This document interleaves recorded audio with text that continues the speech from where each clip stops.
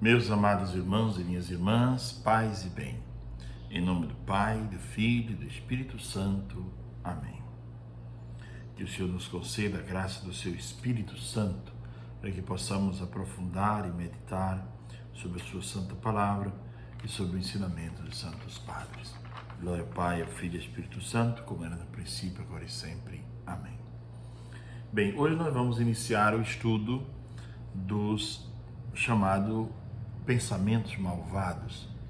A igreja chama de 7 pecados capitais no Ocidente, mas no Oriente tudo começou com essa percepção de que se tratavam de 8 pensamentos malvados que podiam destruir a pessoa, porque um normalmente leva a outro.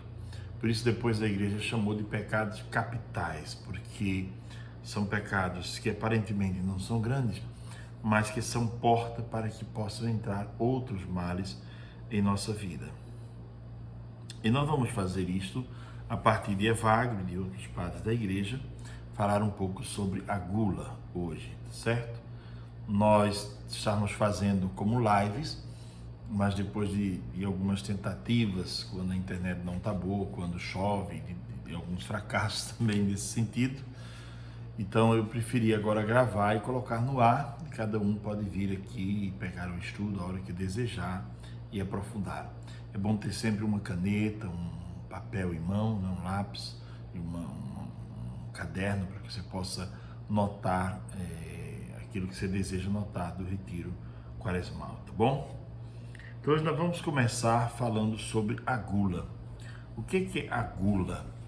A Bíblia diz que comer e beber são coisas boas e vem de Deus, porque comer e beber são desfrutar do produto do trabalho, desfrutar daquilo que você produziu. Então, ao pé da letra, comer e beber são necessidades.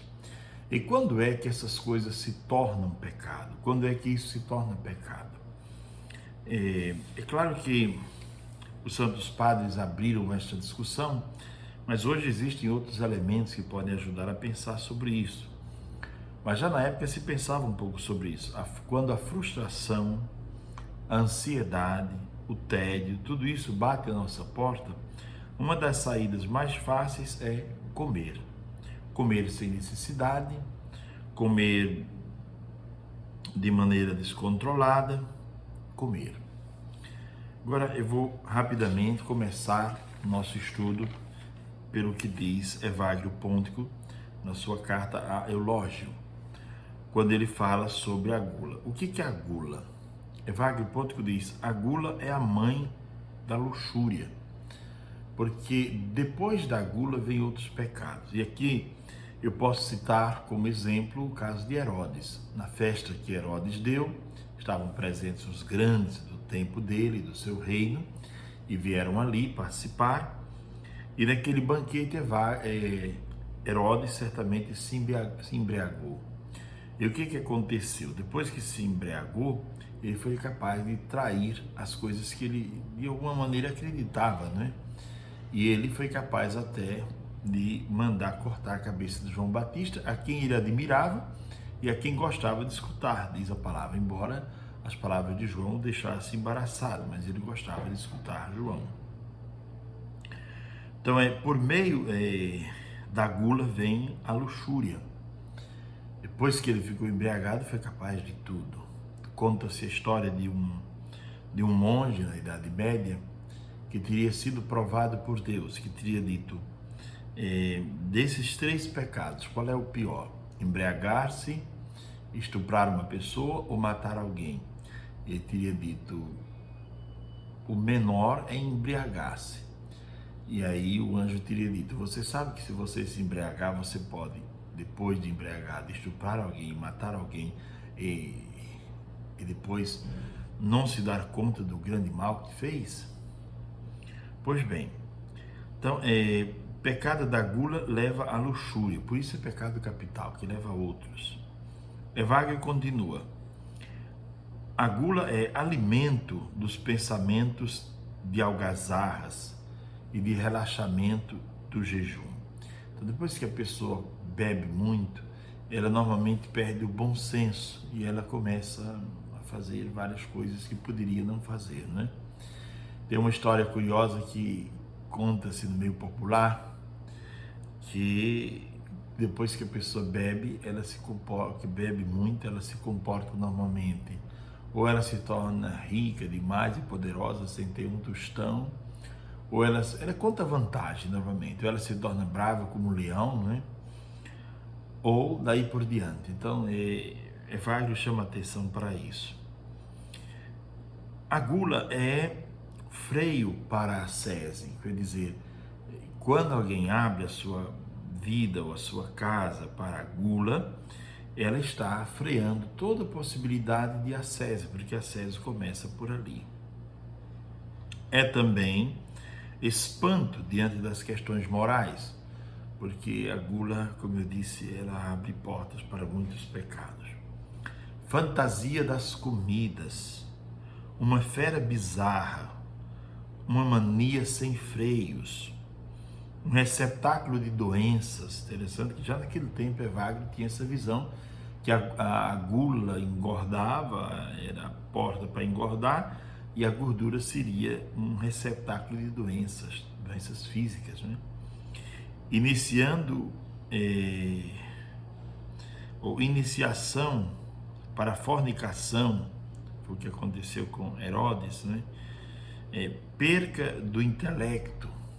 Tinha um professor, um grande professor, que nos dias que aplicava a prova oral normalmente não comia, porque dizia: eu preciso muita energia para escutar as provas.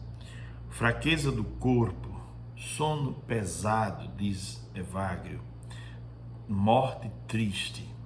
Então é um pouco o contexto que ele dá da gula.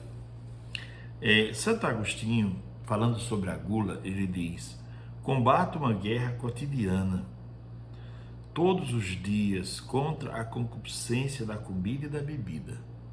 Para não cair prisioneiro, tento jejuar. Isso está lá nas Confissões, no livro de Confissões de Santo Agostinho.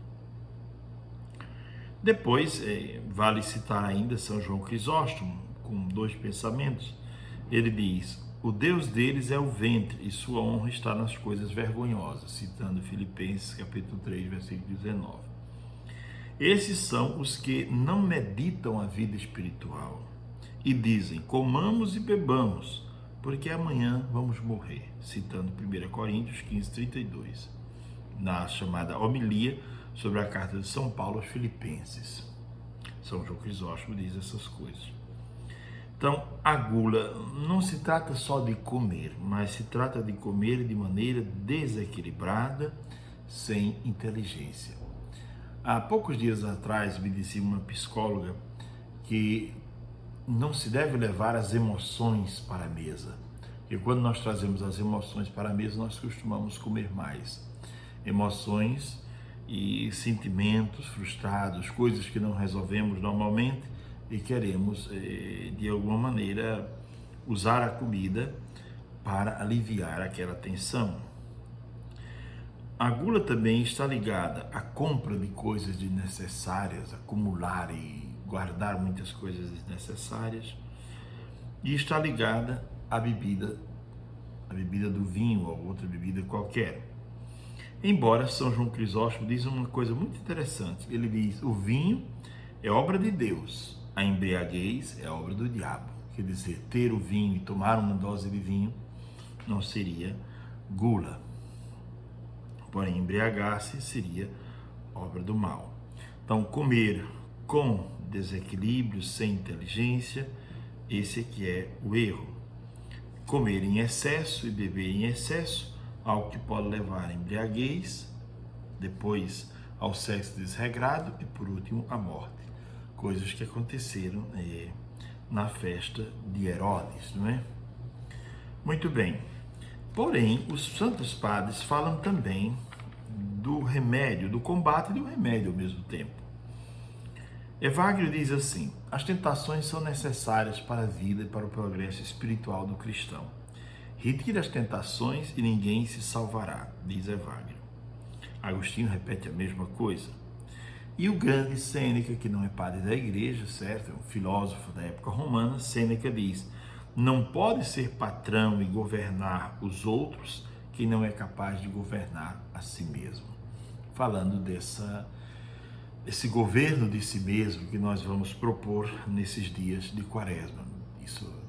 Esse tipo de jejum é o jejum mais difícil, controlar os seus próprios instintos. Evagrio fala de alguns remédios que nós vamos aprofundá-los ao longo dessa conversa.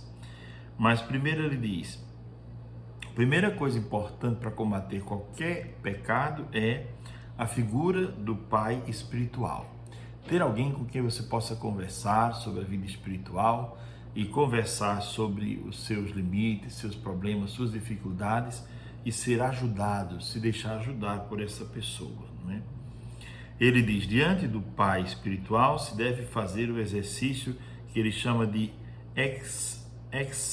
exegora, que seria em grego ex-agora. Agora é praça, né? Quer dizer, não é levar os seus problemas para a praça, mas dizer assim, tirar de dentro do seu coração, do seu íntimo, os seus problemas e apresentar ao seu pai espiritual. Seria o primeiro remédio. Hoje se faz muito isso, né? As pessoas procuram psicólogos, procuram ajudas, procuram um diretor espiritual que possam ajudar a vencer os seus problemas, né? Trazer para a praça, partilhar os sentimentos, pensamentos, e também assumir essa condição de pecadores. Evagrio cita a primeira carta de São João, capítulo 1, versículo 8, na qual se diz: se dizemos que não temos pecado, enganamos a nós mesmos, e a verdade não está em nós. Por isso que os monges recomendavam a oração no deserto do nome de Jesus. Era uma oraçãozinha simples, mas recordava a misericórdia de Deus e ao mesmo tempo a fragilidade humana, quando se rezava: Senhor Jesus Cristo, Filho de Deus, tende piedade de mim, pecador. E rezava várias vezes durante o dia essa mesma oração. Os monges tinham o costume de fazer isso no deserto. Então, a nossa reflexão sobre a gula, ela nos faz contemplar Jesus no deserto. Foi uma das tentações do demônio. O demônio quis que Jesus transformasse pedra em pão, quer dizer, transformasse algo que não era comestível em uma coisa comestível, né? Uma das tentações do demônio. É importante lembrar que existem as tentações, que são espécies de sugestões que o demônio coloca. Sugestões têm a ver com sujeitar alguém ao seu comando, né? Colocar a pessoa debaixo de uma ordem, é o que o demônio procura fazer. Procura usar o amor próprio exagerado, que os antigos monges chamavam de filautia, vem de philos, autós, do grego, né? Quer dizer, um amor exagerado por si mesmo, e aí o demônio usa disso para tentar a pessoa. Como eu dizia naquele comentário que fizemos aqui sobre a armadura do cristão, lança flechas de fogo para atingir o que é inflamável dentro de nós, para atingir o que em nós já está inflamável, e basta uma pequena labareda para pegar fogo. São as nossas fragilidades que o mal conhece muito bem. Então Jesus é tentado no deserto e nós também somos tentados. Jesus é tentado a comer, a possuir e a se autoafirmar. Interessante que na hora da cruz haverá uma outra coisa, vai acontecer uma espécie de uma tentação muito sutil. Quando vão oferecer a Jesus com aquela esponja vinagre, aquele vinagre ali tinha um efeito de deixar a pessoa assim mais leve, era uma bebida, né? Para deixar a pessoa mais leve. E aí, se Jesus tivesse ficado mais leve, imagine que não teria a lucidez de dizer as palavras que disse na cruz, aquelas 7 palavras, aquelas 7 reflexões, não teria tido a lucidez de rezar na cruz os salmos como rezou. Então ele quis ir até o fim de maneira lúcida, sem ser poupado de nenhum sofrimento. porque se dava aquela bebida como por uma espécie de misericórdia, não é? Uma espécie de bebida para embriagar ou deixar a pessoa mais leve por conta do sofrimento na cruz, que era muito forte o sofrimento na cruz. Mas se Jesus tivesse tomado, nós não teríamos tido, veja que no Evangelho não teria nada disso, nem as 7 palavras de Jesus na cruz e nem aquelas orações que ele rezou lá do alto da cruz. As 7 palavras que são uma espécie de testamento dado para a sua igreja. Então a comida demais ou a bebida demais revelam, primeiro, uma fuga da realidade. A pessoa pode comer ou beber muito para fugir de uma realidade. Dom Helder dizia que por trás de alguém que bebe muito, ou de um jovem que usa drogas, está sempre alguém que está fugindo de alguma coisa da vida que está muito pesada e que precisa, e que ele não consegue lutar de frente nem combater. E por isso passa a viver uma vida de enganos.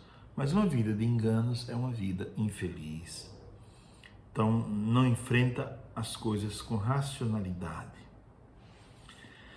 Pois bem, continuando. A gula tira o homem para fora de si, tira o homem de si.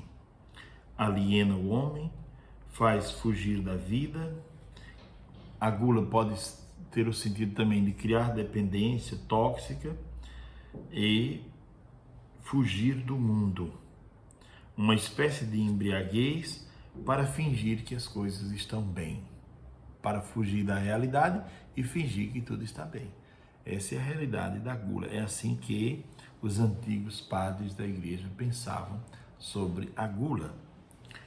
Então é comer demais, comer o que não é necessário e usar a comida como fuga. E abrir e usar a gula como porta para o início das outras paixões. Qual é o caminho para vencer, então, esta gula?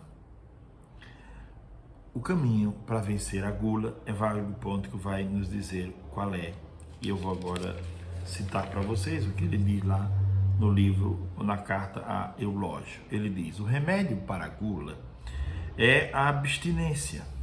E o que se entende por abstinência?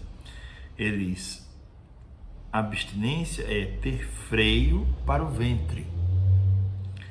Quer dizer, é saber comer, se relacionar com a comida de modo a comungar com o mundo e não devorar o mundo como fazem as feras. Então, ter freio. Quando o homem, por exemplo, essa ganância, de ter as coisas, de transformar tudo em papel, em dinheiro, não é? Devorar as florestas, devorar o mundo inteiro, devorar o que é possível para transformar tudo em dinheiro, é uma espécie de uma gula, de uma perca dos sentidos, né? Wagner Ponto que diz que essa abstinência significa quebra do processo de engordar.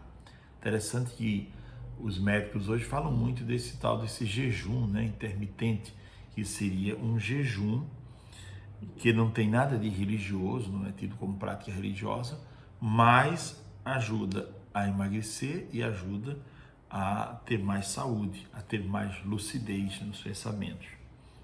Evaristo continua: essa abstinência é balança do equilíbrio, é também empenho na austeridade, muito belas essas palavras de Evagrio, né?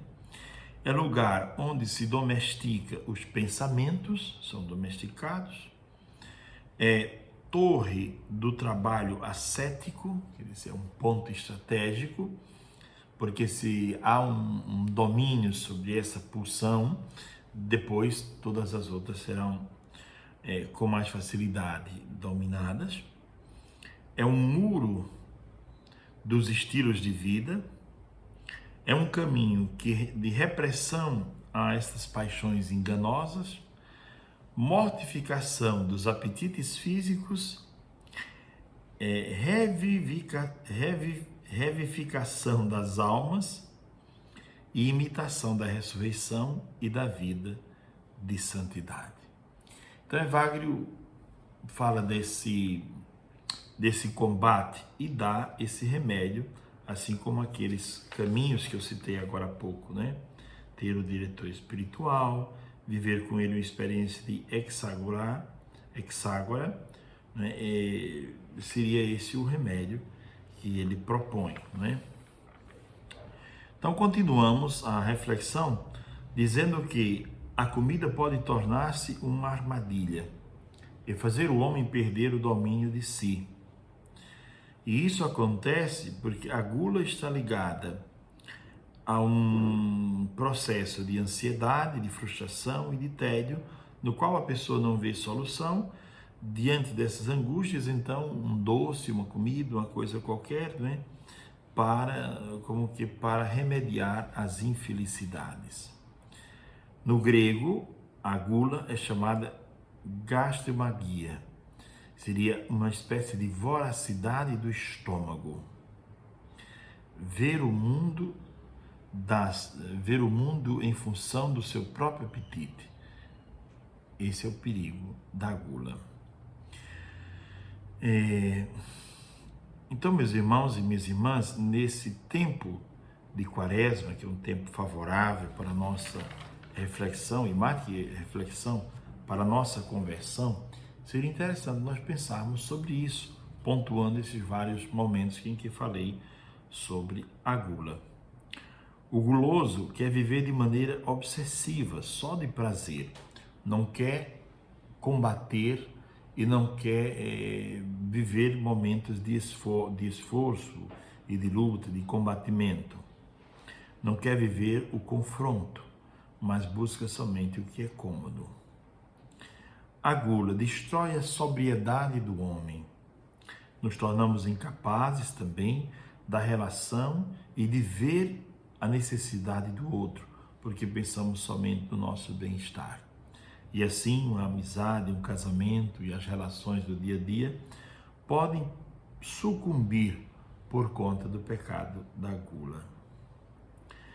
O jejum, repito o que disse Evagrio agora há pouco, é necessário para o amor de verdade. O jejum é necessário para recuperar a sobriedade. O jejum é necessário para recuperar a lucidez, o autodomínio. É necessário para aprender a governar-se com a ajuda do Espírito Santo. O guloso é um eterno infantil, uma eterna criança, que foge de suas frustrações, buscando na comida refúgio. Depois de comer muito, para fugir de um problema, se vê agora com dois. Além do problema que tinha, que continua ali, agora nasce um outro, que são os problemas ligados à comida sem freios. O jejum seria, portanto, uma proposta. Jesus disse ao demônio: nem só de pão vive o homem, mas de toda palavra que sai da boca de Deus. Jesus ensina que é preciso deixar um pão por um outro maior, entre aspas, por um outro melhor, né? Não se vence a gula só com a negação do mal. Se vence a gula, sobretudo, com o jejum. No jejum, o homem recupera a sua lucidez. Há um outro texto bíblico bem interessante de um rico que fazia festas e na sua porta tinha um pobre chamado Lázaro. O rico não tinha nome, mas era alguém que tinha muitas posses e fazia festas, grandes banquetes e coisas assim. O texto procura mostrar um pouco esse contraste de alguém que pensa somente em si e que não repara que o outro está passando fome, está passando necessidade. Ele buscava vestir-se com roupas luxuosas, quer dizer, cuidava da casca porque o interior era vazio. Então estava muito preocupado com a casca porque o interior não é que estava bem. E no final das contas, os dois serão confrontados com a realidade de Deus no momento da morte. E um vai para o seio de Abraão e o outro não. Pois bem, meus irmãos e minhas irmãs, nesse dia de retiro quaresmal, guardemos essas palavras que foram agora meditadas, refletidas, não é? E pensemos nas vezes em que nós nos deixamos levar pela gula e pelas vezes em que não vivemos com sobriedade. Que o Senhor nos dê a graça de um coração sóbrio, de um coração que busca a Deus na profundidade da fé e nos dê a graça do equilíbrio na hora de comer, na hora de escolher o que vamos comer e na hora de comer também. Vivemos num mundo de muitas guloseimas e precisamos pedir a Deus o equilíbrio diante de tudo isso. Lembro a todos que nos próximos dias a gente vai colocar a live no ar por conta da problemática da internet, né? Até que a gente tenha uma solução. Pela intercessão da bem-aventurada sempre Virgem Maria e dos arcanjos São Miguel, São Gabriel e São Rafael, abençoe-vos Deus que é todo-poderoso, Pai, o Filho e o Espírito Santo. Amém. Se esse vídeo lhe fez bem, recomende para alguém e passe adiante para que outros possam fazer também uma reflexão como essa no tempo da Quaresma. O jejum, não se faz jejum por jejum, vou fazer jejum porque é Quaresma, não, se faz o jejum sobretudo para vencer os vícios, como diz o prefácio, os vícios e as paixões desordenadas. Que o Senhor nos abençoe e que nos dê a graça do seu Espírito para nos dirigir nessa caminhada da Quaresma.